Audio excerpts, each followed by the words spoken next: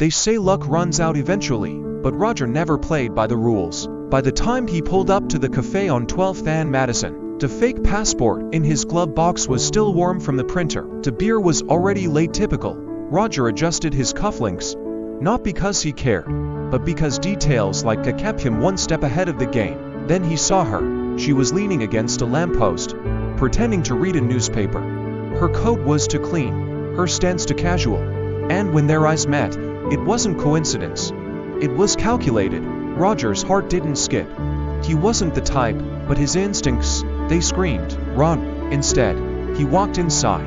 She followed, smooth as silk, no words, not yet. She let him order first black coffee, 2 sugars, and then slid into the booth across from him without asking. "You've been sloppy lately, Roger." He blinked once. "Just once. You're not police." "No," she said. "I'm worse." He smiled, a soft, practiced smirk.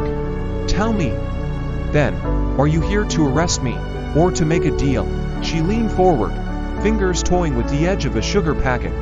"You think you're charming, dangerous, clever, but I know the names you've used, the faces you've worn, and the woman you left in Paris when things got inconvenient."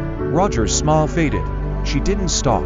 "What if I told you I wasn't here to catch you, but to recruit you?" He laughed, a low, sharp sound. "You work for them." She nodded.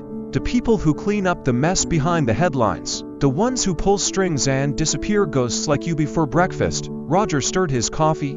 "And why would I say yes?" She leaned in so close he could smell her perfume, something warm, citrusy, like danger wrapped in honey. "Because I know what you really want, Roger.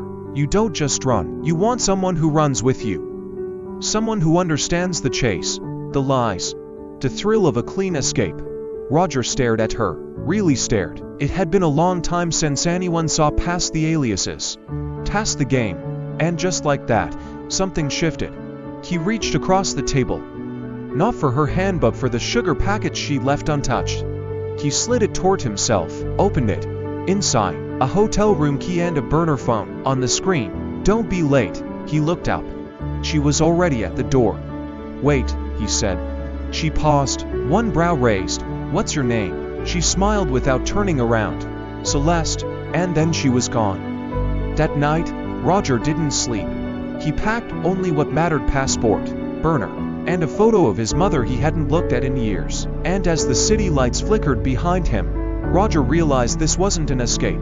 This was the beginning of something bigger. Something reckless, something real, maybe even love. But one thing was certain: Roger wasn't running alone anymore.